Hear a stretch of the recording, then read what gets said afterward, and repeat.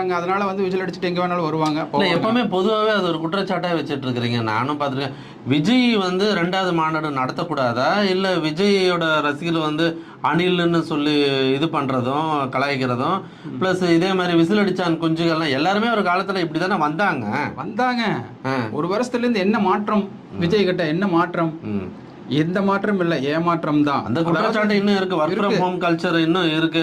போராட்ட காலத்தில் இருக்கிறவங்க நேரடியாக பனையூர் இல்லத்துக்கு வர வச்சு தான் இவர் பார்க்குறாரு. அங்கே ஒரு ஃபோட்டோ ஷூட் மாதிரி வீடியோஸ் எடுத்து போடுறாரு. அன்னைக்கு வந்து ஜெயலலிதா வந்து மிக பிரபலமான ஒரு நடிகை. எம்ஜிஆர் சிவாஜி கூட நடிச்சிருந்தாங்க, ஜெய்சங்கர் மற்றவங்க கூட நடிச்சிருந்தாங்க. அதனால வந்து பால்கனி பாவைன்னு கூட எதிர்கட்சிகள் அவங்க மேலே குற்றம் சாட்டினாங்க.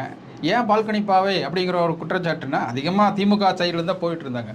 அந்த காலத்தில் வந்து பார்த்தீங்கன்னா கிட்டத்தட்ட அது வந்து அவங்களோட அந்த கிளாமருக்கும் அந்த அழகுக்கும் வந்து கூட்டிகிட்டே இருந்துச்சு. தொண்டர்கள் ஒரு பெண் வந்து அரசியல் வர்றாங்க அப்படிங்கிற மாதிரி வந்துட்டு சில விஷயங்கள் எல்லாம் பெண்கள்